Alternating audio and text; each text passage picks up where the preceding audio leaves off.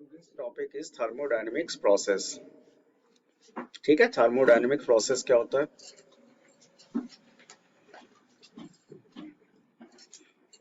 देखो, इस चैप्टर से आपके एग्जाम में बहुत कम आता है। ठीक है, इस चैप्टर में केवल आप लोग को फर्स्ट लॉ ऑफ थर्मोडायनेमिक्स तक ही पढ़ाया जाएगा। थर्मोडायनेमिक प्रोसेस, तो देखिए थर्मोडायनेमिक प्रोसेस क्या होता है। तो देखिए, a thermodynamic process is said to occur if the thermodynamic variables of a system. A thermodynamic process is said to occur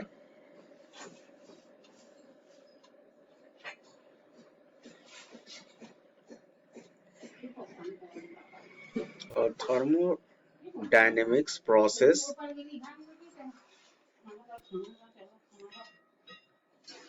is said to occur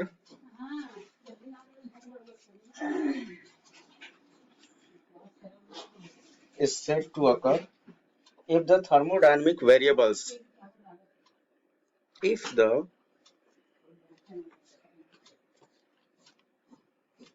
thermodynamic variable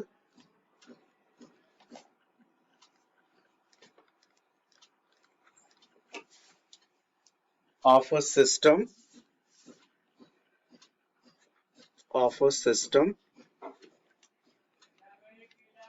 thermodynamic variable of a system undergo a change with time undergo a change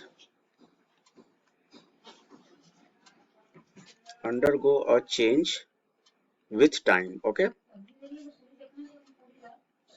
मतलब क्या हुआ इस statement का, इस sentence का मतलब क्या है?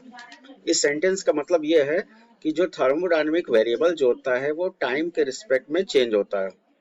कोई भी थर्मोडायनेमिक प्रोसेस तभी होगा जब थर्मोडायनेमिक वेरिएबल टाइम के रिस्पेक्ट में चेंज होगा। ओके, अच्छा कोई बता सकता है what is the thermodynamic variable? Thermodynamic variable क्या है? So temperature, volume, pressure. Yes, correct, Volume. बिल्कुल सही। ठीक है, अब देखिए, तो अब देखो there are different type of thermodynamic process. There are different type of thermodynamic process. So intensive, extensive. No. This is isothermal process, adiabatic process, isochoric, isobaric and cyclic. Okay, 5 तरह के होते हैं। Different types of thermodynamic process. Thermodynamic process. Okay. तो इसमें सबसे पहला आपका है आइसोथर्मल प्रोसेस। Isothermal process. दूसरा आपका होता है एडियाबेटिक प्रोसेस। Adiabatic process. तीसरा है आइसोबारिक।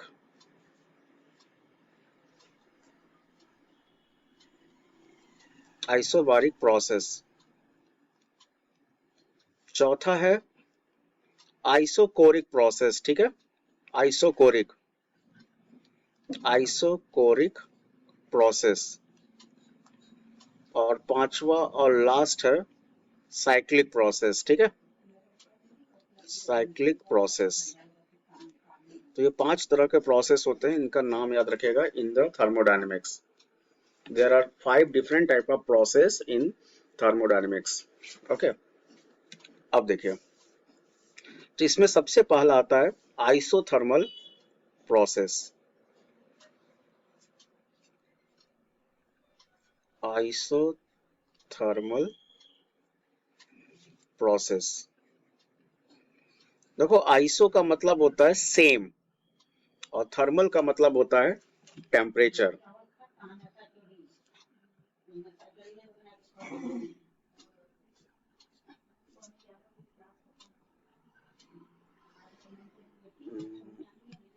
एक मिनट,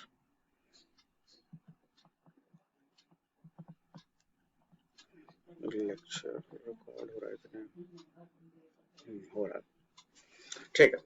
तो देखो, आइसोथर्मल प्रोसेस, आइसो का मतलब होता है सेम, थर्मल का मतलब होता है temperature. The process in which same temperature, the process in which same temperature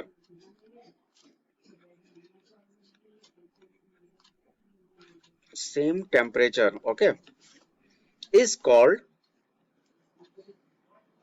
is called isothermal process, is called isothermal process। मतलब ऐसा प्रोसेस जिसमें टेम्परेचर क्या है, टेम्परेचर कांस्टेंट है। तो टेम्परेचर अगर कांस्टेंट है तो इसको बोला जाता है आइसोथर्मल प्रोसेस। और बताइए, टेम्परेचर अगर कांस्टेंट है तो डेल्टा टी जीरो होगा। डेल्टा टी का फॉर्मूला होता है T2 माइनस T1। क्यों, डेल्टा टी का मतलब होता है T2 माइनस T1, और T2 T1 दोनों सेम है ना, तो T माइनस टी करेंगे तो बताओ डेल्टा टी कितना हो जाएगा। Delta T is equal to zero. Delta T की वैल्यू क्या होगी, जीरो। आइसोथर्मल प्रोसेस में चेंज इन टेम्परेचर जीरो होगा। क्यों, क्योंकि टी कांस्टेंट है।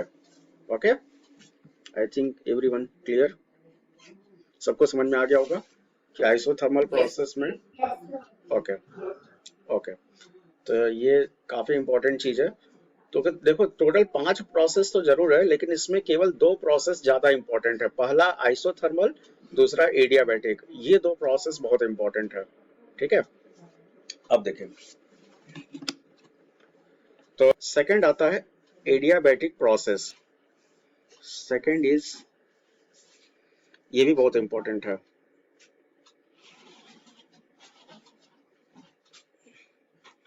Adiabatic process. एडियाबैटिक प्रोसेस, तो देखो एडियाबैटिक प्रोसेस क्या है, the process in which heat energy is constant. The process in which heat energy is constant। yes,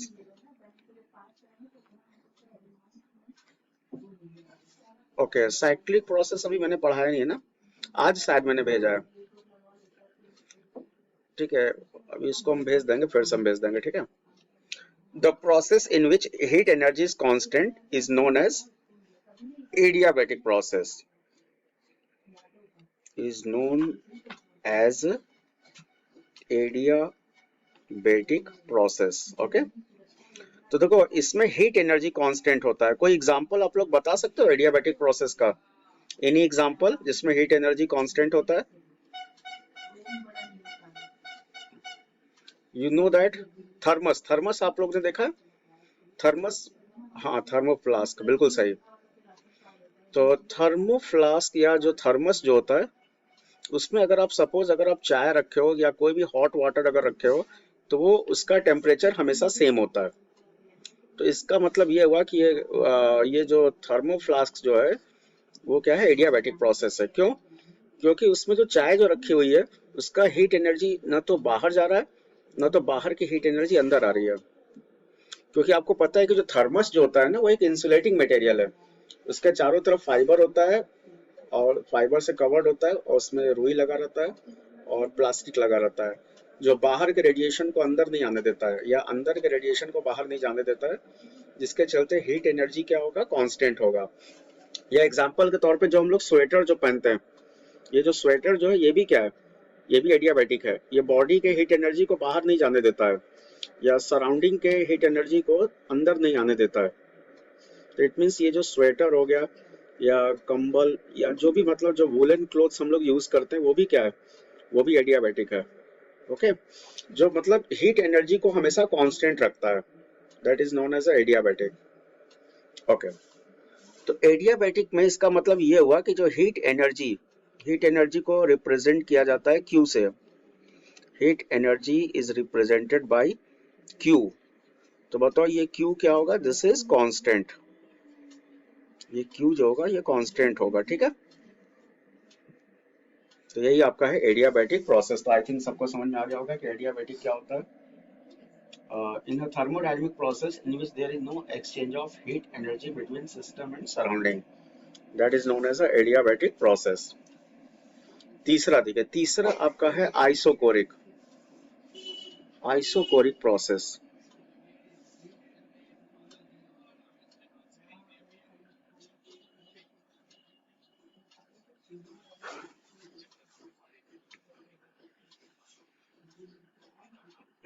isochoric process.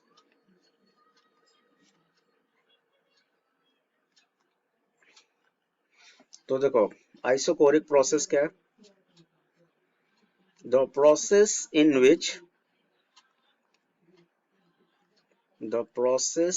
which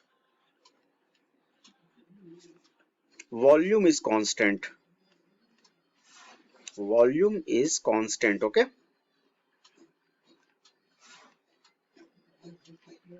is known as isochoric process.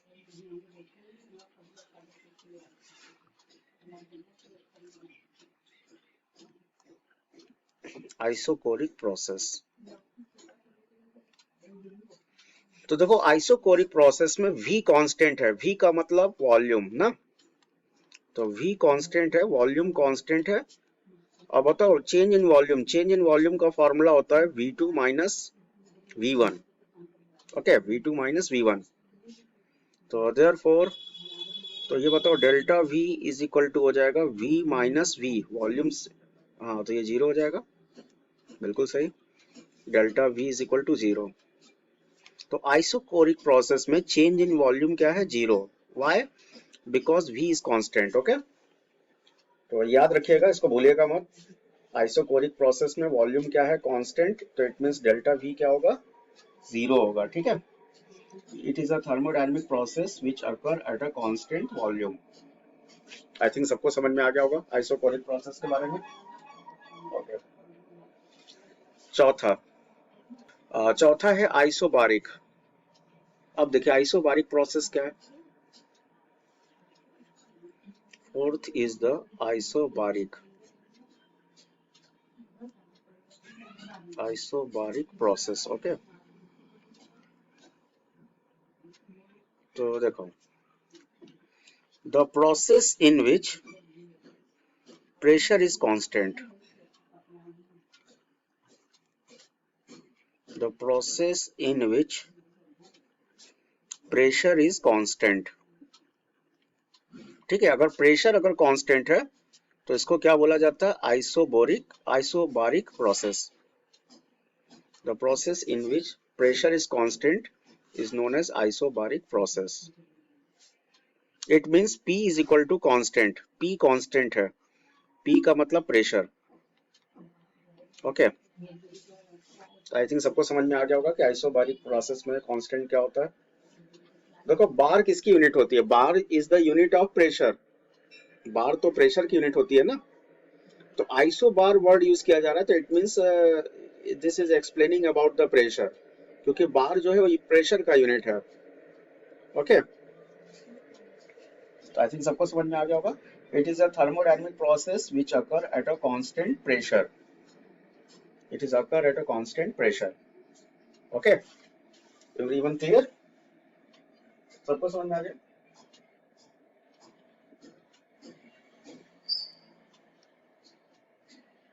Okay. तो देखिए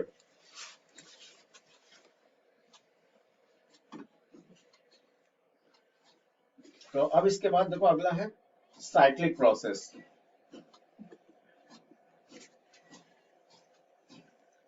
cyclic process क्या होता है?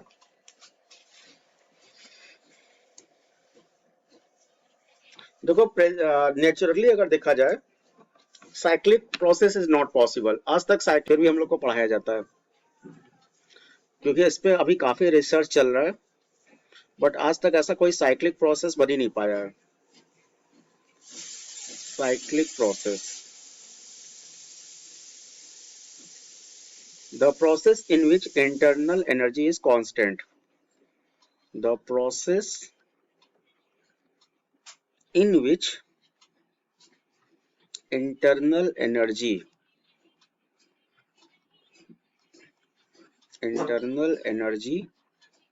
is constant, okay।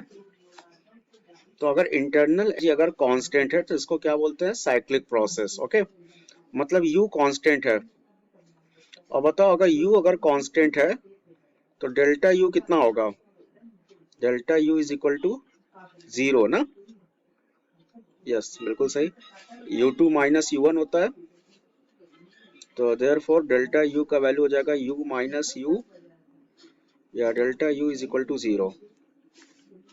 तो ये आपका है cyclic process, okay, this is cyclic process. I think सबको समझ में आ गया होगा। अब देखो, तो ये तो था different type of thermodynamic process, जिसमें आपको टोटल 5 तरह के प्रोसेस बताए गए हैं, ठीक है। ये सब आप लोग याद रखिएगा, बहुत इंपॉर्टेंट है।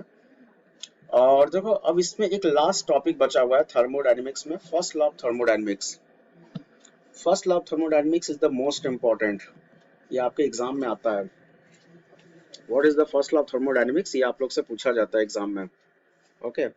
तो बहुत ही ध्यान से देखिएगा, ये एग्जाम में आता है। फर्स्ट लॉज ऑफ थर्मोडायनेमिक्स,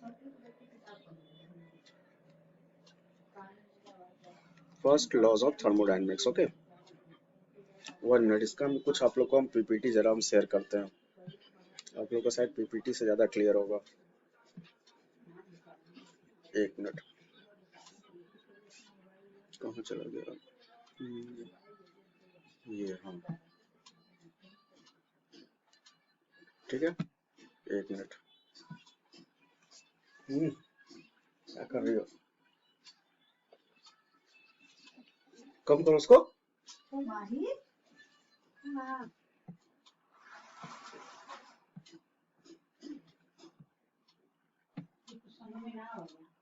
एक मिनट, आप लोग को हम फर्स्ट लॉ ऑफ थर्मोडायनेमिक्स के बारे में हम कुछ हम शेयर कर रहे हैं, ठीक है।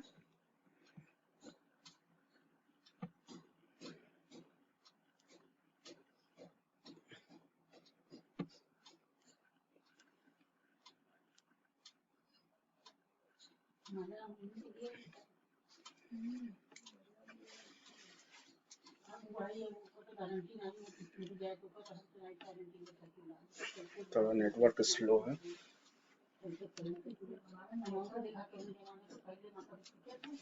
हाँ देखिए, फर्स्ट लॉ ऑफ थर्मोडायनेमिक्स क्या होता है, देखो ये आपको केमिस्ट्री के लिए बहुत इंपॉर्टेंट है, केमिस्ट्री में भी ये सेम चीज पूछता है।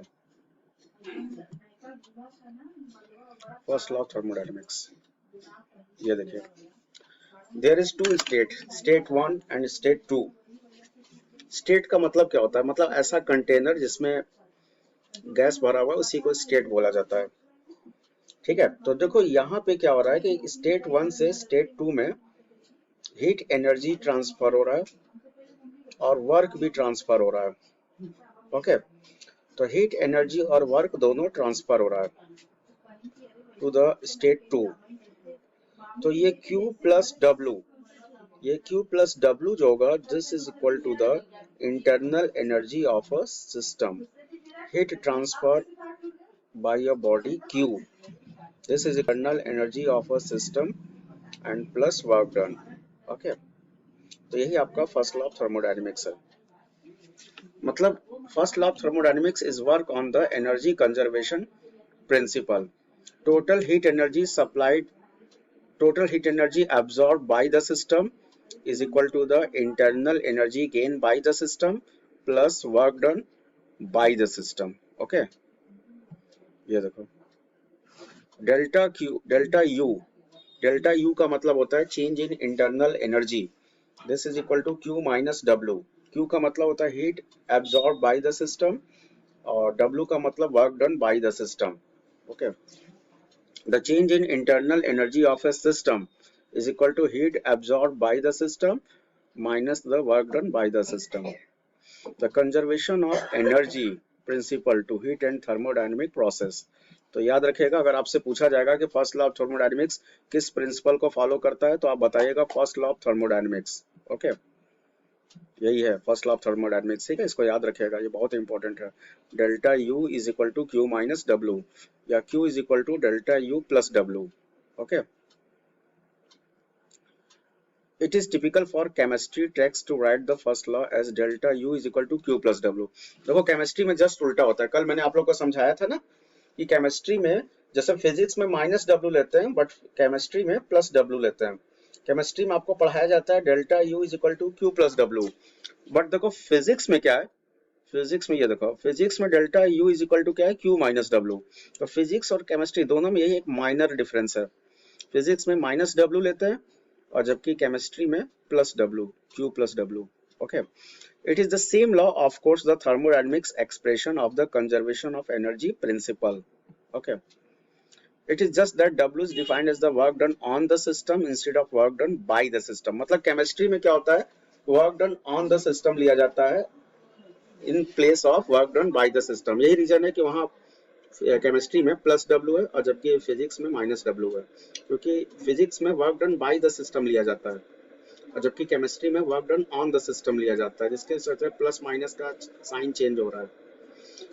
In the context of physics the common scenario is one of adding heat to a volume of a gas and using the expansion of that gas to do work, as in the pushing down of a piston in an internal combustion engine। Engine में देखो basically first law of thermodynamic का ही concept use होता है। जो आप लोग गाड़ी या बाइक का इंजन यूज करते हो, वो फर्स्ट लॉ ऑफ थर्मोडायनेमिक्स के प्रिंसिपल पे ही वो वर्क कर रहा है। ओके, इंथैल्पी, खैर ये तो इंथैल्पी के बारे में आप लोग को नहीं पढ़ना है। इंथैल्पी ये सब आप लोग को केमिस्ट्री में पढ़ाया जाता है, फिजिक्स में पढ़ने की जरूरत नहीं है। System one, when work is done by a thermodynamic system it is usually a gas that is doing the work, work done bye a gas at constant pressure. इसका फॉर्मूला तो कल मैंने आप लोग को बताया ही था। ठीक है, अब देखिए, तो ये तो था पीपीटी। तो पीपीटी के थ्रू मैंने आप लोग को समझाया या समझाने का मैंने कोशिश किया कि एक्चुअल में फर्स्ट लॉ ऑफ थर्मोडायनेमिक्स होता क्या है। अब जरा इसको हम देखो लिख रहे हैं, आप लोग ध्यान से देखिएगा। First law of thermodynamics is the most important topic. तो देखिए, तो ये जो हम स्टेटमेंट जो लिख रहे हैं बहुत ही ध्यान से देखिएगा, ठीक है। और देखो ये सारे मटेरियल, सारे नोट्स हम गूगल क्लासरूम पे हम रोज हम अपलोड कर रहे हैं। आज मॉर्निंग में देखो मैंने अपलोड किया हुआ है। आज जो भी टॉपिक हम पढ़ाने वाले हैं वो मैंने गूगल क्लासरूम पे आज मॉर्निंग में अपलोड किया है। आप लोग उसको अपने नोट्स में कंप्लीट कर लीजिएगा, उसको याद कर लीजिएगा। और जो भी नोट्स आप कंप्लीट कर रहे हो वो आप गूगल क्लासरूम पर डेली का डेली जो है आप लोग उसको अपलोड करिए, ठीक है। केवल एक या दो स्टूडेंट कर रहे हैं, बाकी का कोई भी नहीं कर रहा है। तो करिए, ऐसा ना हो कि हमें आप लोग से थोड़ा स्ट्रिक्ट होना पड़े या आप लोग के पेरेंट्स से हमको बात करना पड़े। ऐसा सिचुएशन ही मत लाइए, ठीक है। एक अच्छे स्टूडेंट की तरह आप लोग रूल्स को फॉलो करिए और पढ़ाई को थोड़ा आप लोग सीरियसली लीजिए, ठीक है। वैसे भी अब समय बहुत कम बचा हुआ है। आई थिंक फरवरी में शायद आप लोग का एग्जाम होगा, तो आप लोग सीरियस हो जाइए। चलिए, हाँ तो देखो फर्स्ट लॉ ऑफ थर्मोडायनेमिक्स के बारे में एक मिनट हम जरा आप लोग को एक्सप्लेन कर देते हैं, लिख देते हैं। इस पे स्क्रीन पे हम लिख दे रहे हैं, हो सकेगा तो आप लोग इसको नोट भी कर लीजिएगा, ठीक है। तो देखिए, according to the first law of thermodynamics if some heat is supplied to a system which is capable of doing of work then heat absorb by the system. ठीक है, देखो स्टेटमेंट हम यहाँ लिख दे रहे हैं, ठीक है। ये लिखिए, heat absorbed by the system, heat absorbed by the system। System का मतलब समझ रहे हो ना, सिस्टम का मतलब गैस, यहाँ पे सिस्टम का मतलब गैस है। ओके, तो heat absorbed by the system will be equal to the will be equal to the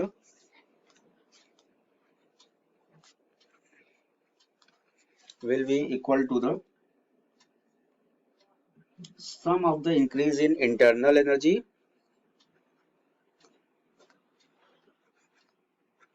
sum of the increase in internal energy, increase in internal energy, okay, and increase in internal energy and the external work done by the system, and the external work done, external work done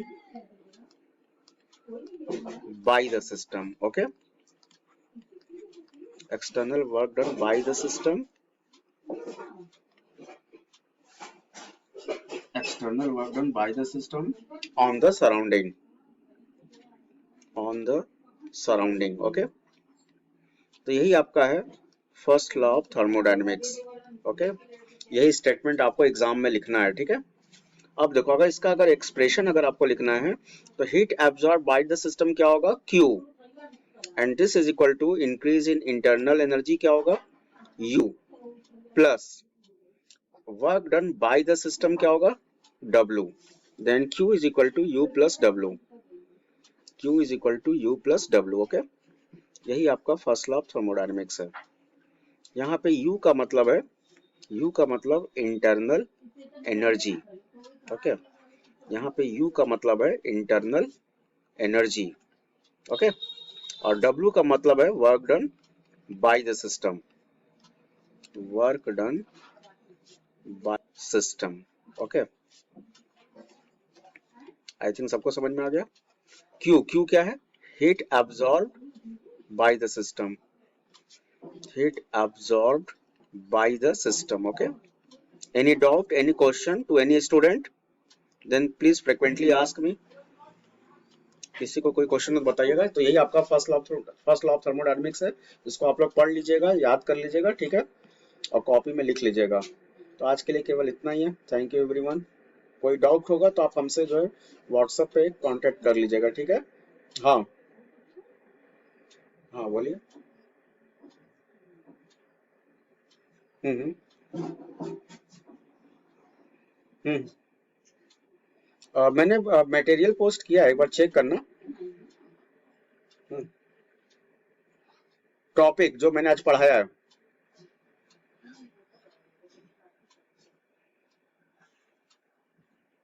yes